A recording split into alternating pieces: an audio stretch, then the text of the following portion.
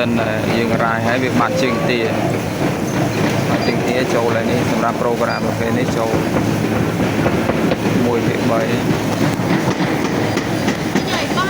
ចូលមកចូលរឿង3ភាគ3យកនេះចូលកាត់ឲ្យជាប់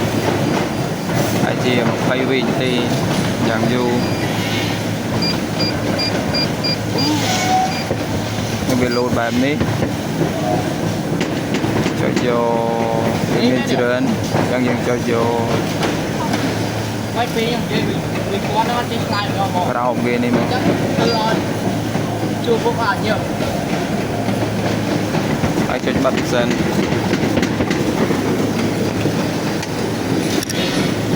តមកបើកមកវិញហ្នឹងមកទីតែហ្នឹងអូនេះខំនេះ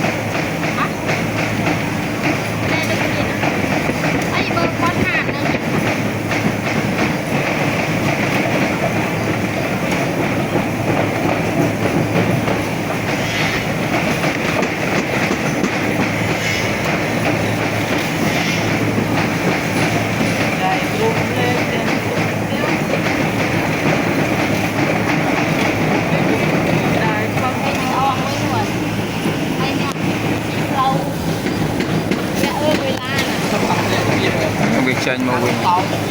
ញសញ្ញានេះវាចេញមកវិញអូខេ